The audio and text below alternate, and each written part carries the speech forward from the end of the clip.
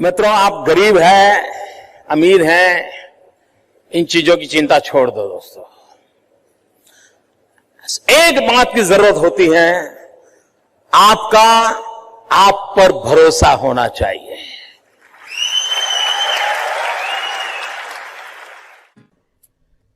Startup, मैं कल Adam से बात कर रहा था तो बड़ा इंटरेस्टिंग है, उसको मिलने जैसा है। उसको हिंदुस्तान की स्पिरिचुअल दुनिया में बड़ा इंटरेस्ट है, लेकिन उसने मुझे एक बात अच्छी बताई। वो कह रहा है जो पैसे कमाने के इरादे से आता है वो कभी स्टार्टअप कर ही नहीं सकता।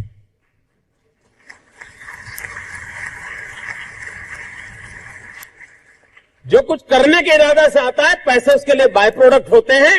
और आप सबने देखा होगा कि आप लोगों ने जब शुरू किया होगा तब आपने बैंक बैलेंस क्या होगा ये कभी नहीं सोचा होगा, लेकिन किसकी जिंदगी में क्या बदलाव लाता हूं यह सोचा होगा, तब हुआ होगा। मित्रों, कभी कभी नौजवानों की जिंदगी में कठिनाई आती है। सुबह अगर किसी क्रिकेटर की अखबार में फोटो देख ली, उसकी बड़ी वाहवाही हुई देख ली, तो मन करता है यार क्रिकेटर बनना अच्छा होगा। दोपहर को किसी टीवी चैनल पर किसी फिल्मी कलाकार का नाम रोशन दिखता रहा तो मन करता नहीं यार ये अच्छा है।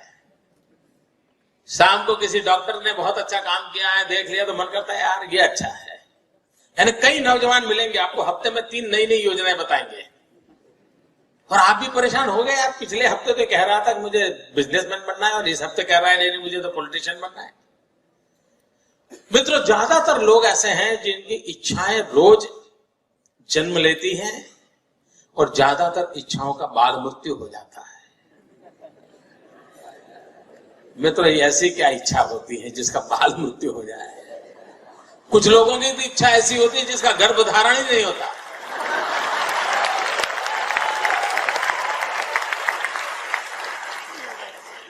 और मित्रों, कुछ लोग होते हैं जिनकी इच्छाएं रोज बदलती रहती है और जब इच्छाएं रोज बदलती रहती है तो आपके साथी आपको क्या कहते हैं? आपको यही कहेंगे यार छोड़ो, वो तो बड़ा तरंगी है, वो सुबह शाम नई नई चीजें सोचता रहता है, वो बेकार है यार, वो तो ऐसे ही उटपटांग बातें करता है। ऐसे कैसे ही होता है ना। मित्रों, मेरा कोई नौजवान साथी ऐसा नहीं होना चाहिए जिसकी इच्छाएं लोगों के लिए मजाक का कारण बने। कोई नौजवान ऐसा नहीं होना चाहिए जिसकी इच्छाएं तरंग बन जाए। और इसलिए मित्रों आवश्यक है और कोशिश करनी चाहिए। इच्छा बुरी चीज नहीं है, लेकिन इच्छाओं को बदलते रहना बुरी चीज है। इच्छाएं स्थिर होनी चाहिए। मैं मेरे नगर वड़नगर से कभी कभी ट्रेन के अंदर विसनगर जाया करता था। एक 12-15 साल का किशोर जिसको पोलियो हुआ था, कमर के नीचे का शरीर काम नहीं कर रहा था, वो मुश्किल से ट्रेन के अंदर चढ़ गया। उस गंदे कपड़े थे, भिक्षुक जैसा लगता था, लेकिन वो भीख नहीं मांगता था और हर किसी के पास जाकर के वो रिक्वेस्ट करता था मुझे बूट पॉलिश करने के लिए दीजिए। और उस समय 10-15 पैसे में बूट पॉलिश होती थी और लोग कभी दया भाव के कारण, कभी करुणा के भाव के कारण उससे अपना जूतों की पॉलिश करवाते होंगे।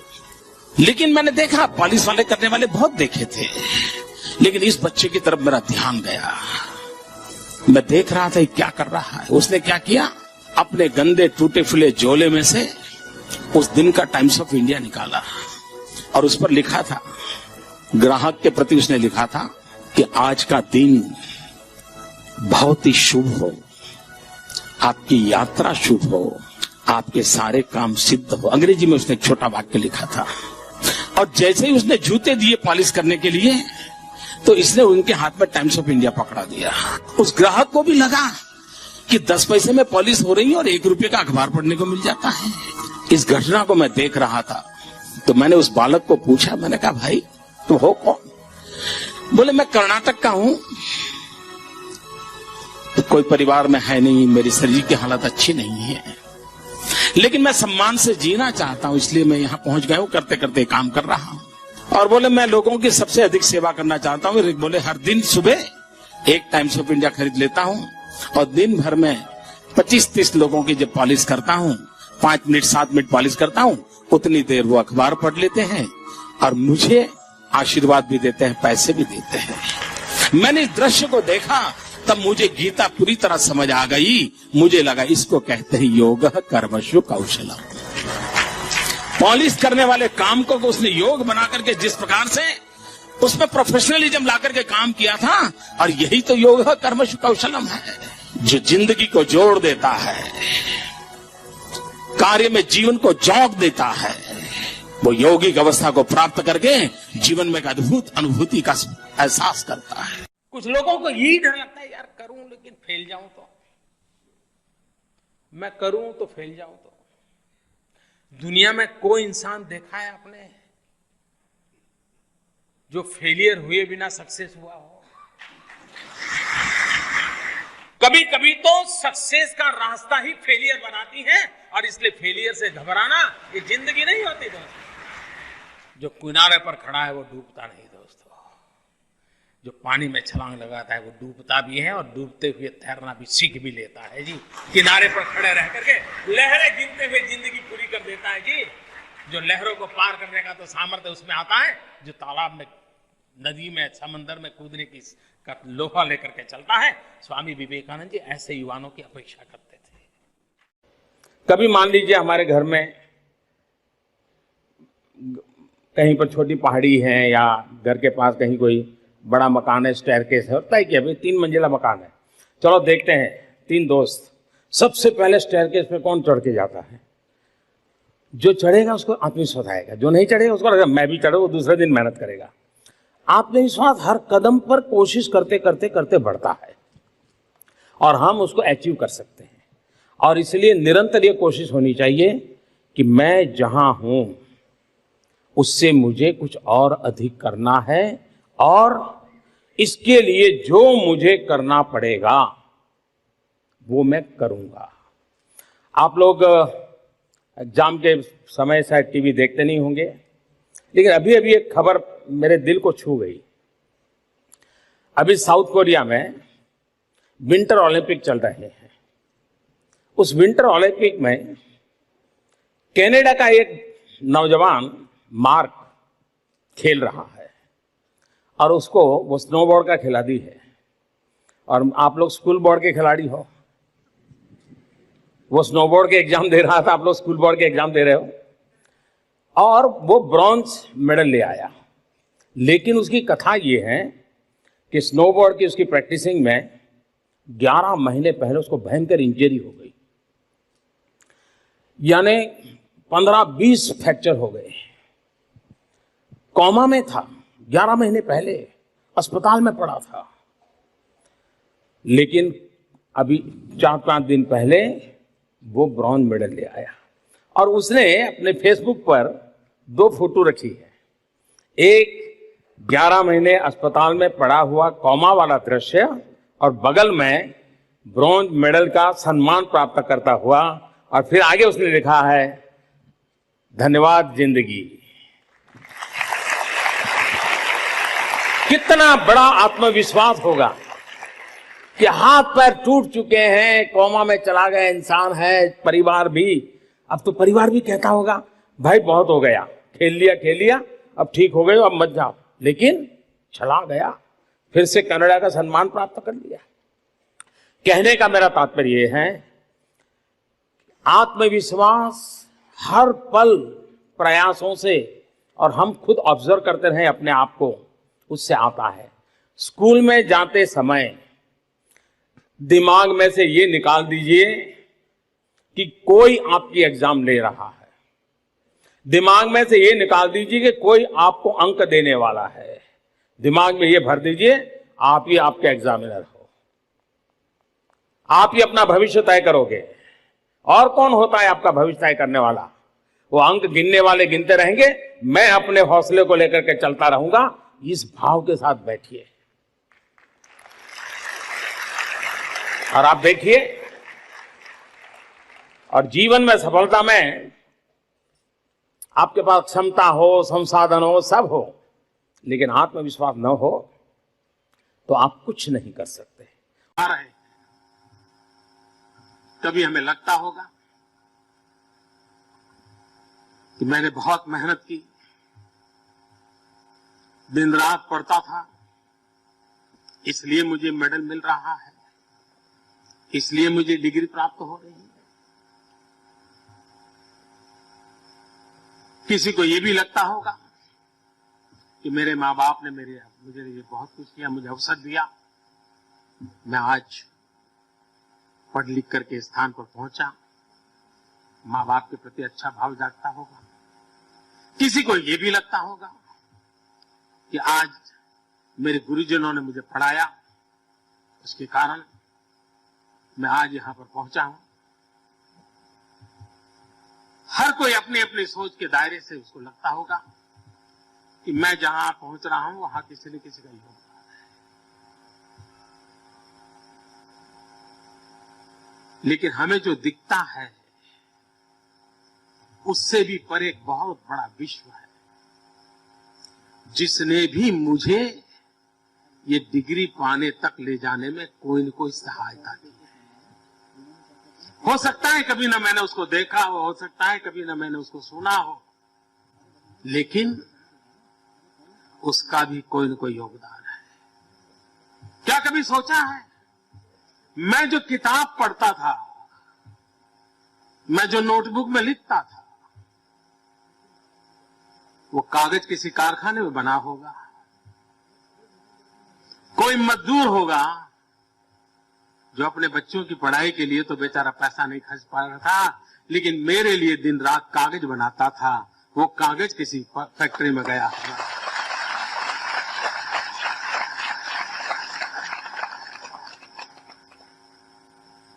कोई तो गरीब बेटा होगा जो प्रिंटर के यहां नौकरी करता होगा, हमारे लिए वो कंप्यूटर पे टाइपिंग करता होगा, हमारी किताब तैयार करता होगा।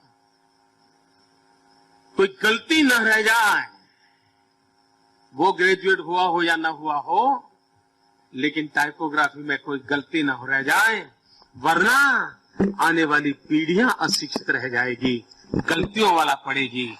ये चिंता उस व्यक्ति ने की होगी जिसको कभी कॉलेज के दरवाजे देखने का अवसर नहीं मिला होगा, तब जाकर के मेरे हाथ में वो किताब आई होगी और तब जाकर के मैं पढ़ पाया।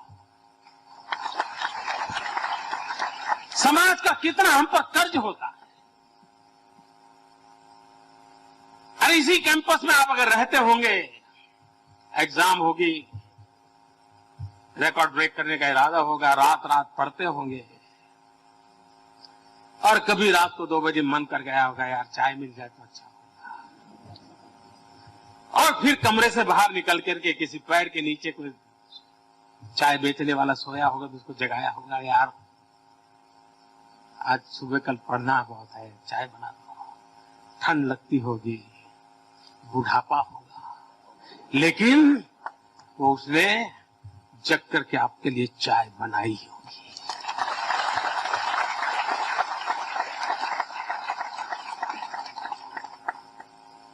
आप पढ़ लिख करके कितने ही बड़े बाबू बन जाएं, उसके लिए कुछ करने वाले नहीं, उसको पता है, लेकिन आपकी इच्छा है कुछ बनने की और उसकी रात खराब होती है और चाय आपके काम आ जाती है, तो उसका आनंद उसे और होता है। मेरा कहने का तात्पर्य यह है कि हम जहां भी हैं, जो कुछ भी है, जो भी बनने जा रहे हैं, अपने कारण नहीं बनते हैं। ये पूरा समाज है जिसके छोटे से छोटे व्यक्ति का हमारे लिए कोई न कोई योगदान है, तब जाकर के हमारी जिंदगी बनती है। हमारे पूर्व राष्ट्रपति डॉक्टर एपीजे अब्दुल कलाम जी का बड़ा प्रेरक उदाहरण है। वे वायुसेना में भर्ती होने गए, फेल हो गए। मान लीजिए उस विफलता के कारण वो अगर मायूस हो जाते, जिंदगी से हार जाते, तो क्या भारत को इतना बड़ा वैज्ञानिक मिलता, इतने बड़े राष्ट्रपति मिलते? नहीं मिलते। लेकिन ऋचा जी चाहती हैं कि मैं भी इसमें कुछ अपनी बात रखूं। मार्क्स और मार्कशीट इसका एक सीमित उपयोग है। जिंदगी में वही सब कुछ नहीं होता है। जिंदगी तो चलती है कि आपने कितना ज्ञान अर्जित किए हैं। जिंदगी की तो चलती है कि आपने जो जाना है उसको जीने का प्रयास किया है क्या। जिंदगी तो चलती है कि आपको जो एक सेंस ऑफ मिशन मिला है और जो आपका सेंस ऑफ एम्बिशन है, ये आपके मिशन और एम्बिशन के बीच में कोई तालमेल हो रहा है क्या। अगर आप इन चीजों में भरोसा करोगे तो मार्क्स पूंछ दबाते हुए आपके पीछे आ जाएंगे। आपको मार्क्स के पीछे भागने की कभी जरूरत नहीं पड़ेगी। जीवन में आपको नॉलेज काम आने वाला है, स्किल काम आने वाली है, आत्मविश्वास काम आने वाला है, संकल्प शक्ति काम आने वाली है। आप ही मुझे बताइए, आपके परिवार के कोई डॉक्टर होंगे और परिवार के सब लोग उन्हीं के पास जाते होंगे, फैमिली डॉक्टर होते हैं।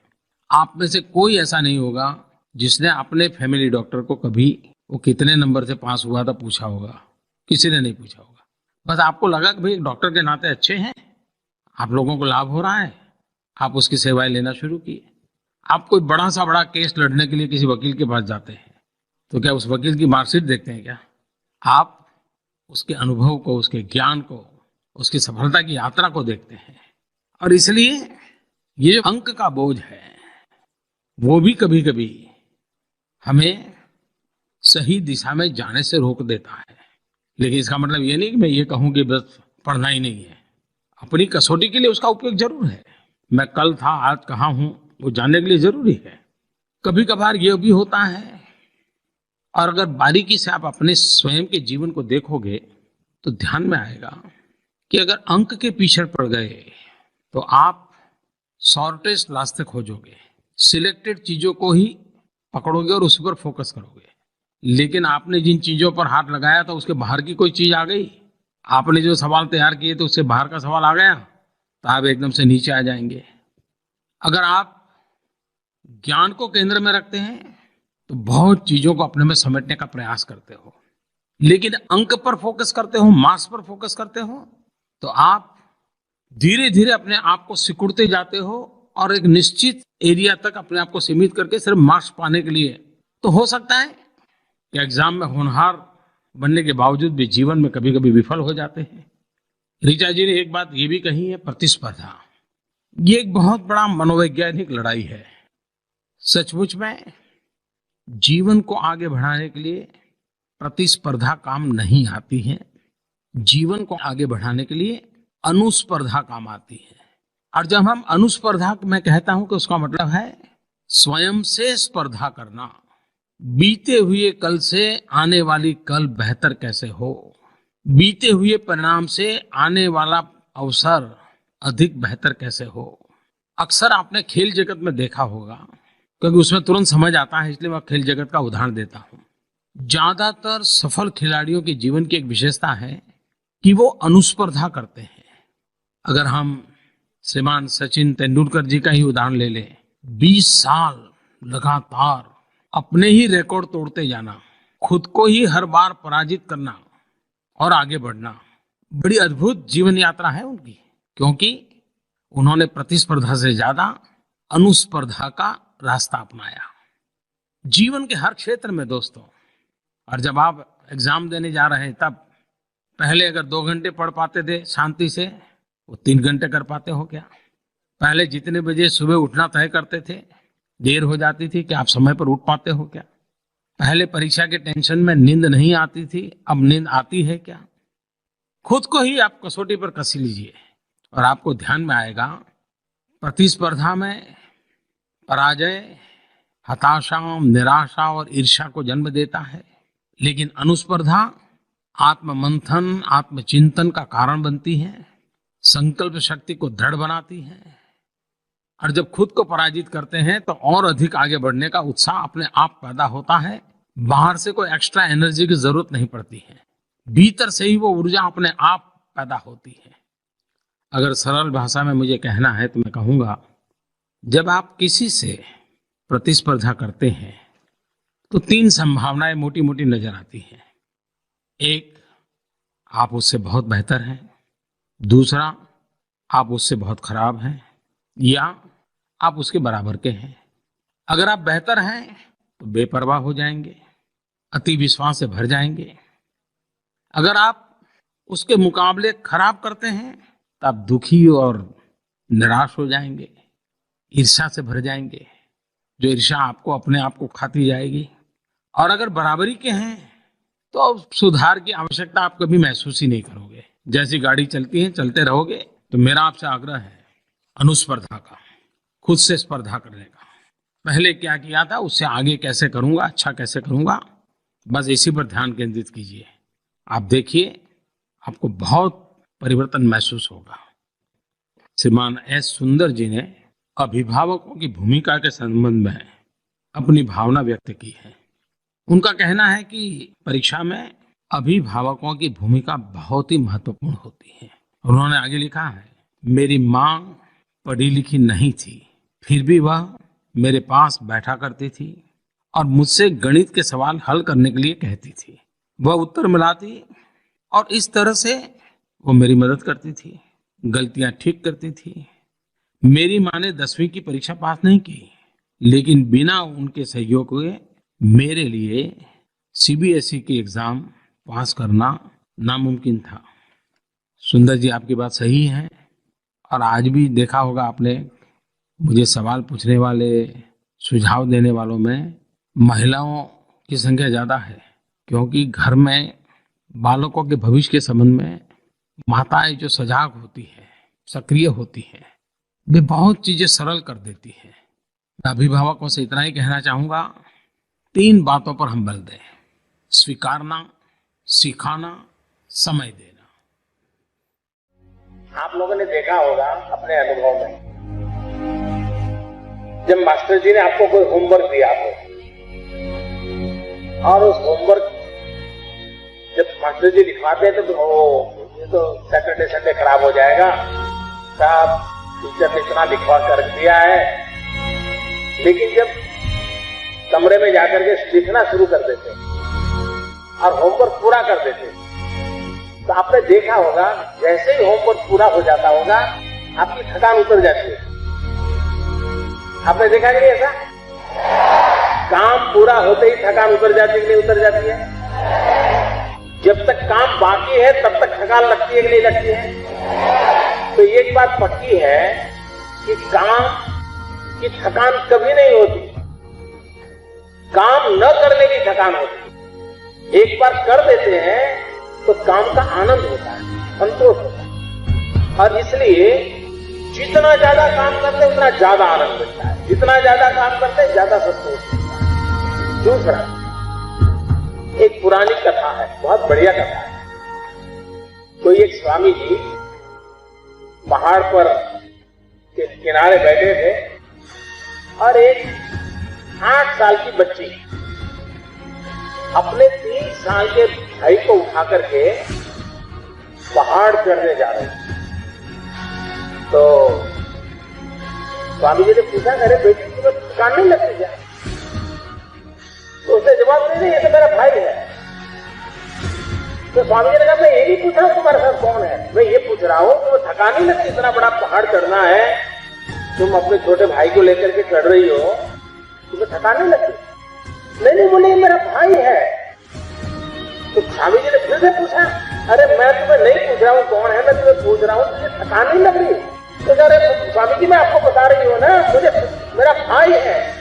कहने का तात्पर्य था कि जब अपनों के लिए जीते हैं तो थकान कभी नहीं लगती। समझे?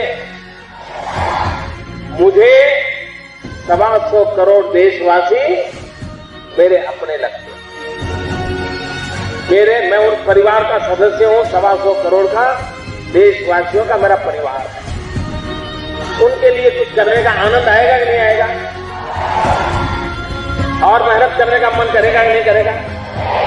अपनों के लिए जीने का मन करेगा कि नहीं करेगा? फिर थकान लगेगी। बस यही है इसका कारण। कभी कभार इंसान सोचता है कि मैं अकेला हूं। मैं हमेशा कहता हूं कि कोई कभी अकेला नहीं होता है, उसके साथ +1 होता है, जिसको आप देख नहीं पाते हैं, जिसको कभी देखा भी नहीं है, लेकिन जिसका स्मरण मात्र आपके भीतर एक चेतना जगा देता है, वो ईश्वर का कोई न कोई रूप हर पल आपके साथ होता है। और वही आपकी अपनी शक्ति को अनेक गुना बढ़ा देता है। और इसलिए कोई अकेला नहीं होता है। और इसलिए जब भी, जैसे दादा ने कहा कि जब भी निर्णय करें ईश्वर को साक्ष्य मान करके करें। हम भी हर पल सोचे हम अच्छा करते हैं तब भी अकेले नहीं है, बुरा करते हैं तब भी अकेले नहीं है, कोई न कोई हमारे साथ है। आज समाज में व्याप्त तमाम बुराइयों की बड़ी वजह भी यही है कि सही और गलत को जानते हुए भी कुछ लोग गलत का विकल्प चुन लेते हैं। महाभारत में भली भांति कहा गया है। दुर्योधन कहा करता था कि जानामि धर्मम न च मे प्रवृत्ति। धर्म क्या है, अधर्म क्या है, सब मैं जानता हूं, मुझे समझ है, मैं भेद कर सकता हूं, लेकिन मेरी प्रवृत्ति ऐसी है कि मैं अधर्म ही करूंगा। भ्रष्टाचार हो, जातिवाद हो, अपराध हो, ड्रग्स की लत हो, इन सभी से निपटा जा सकता है अगर इंसान अपने जीवन में विकल्प चुनने में की प्रवृत्ति में सुधार करे। समाज के हर व्यक्ति का सही विकल्प चुनना और उस पर आगे बढ़ना सशक्त समाज का भी आधार होता है।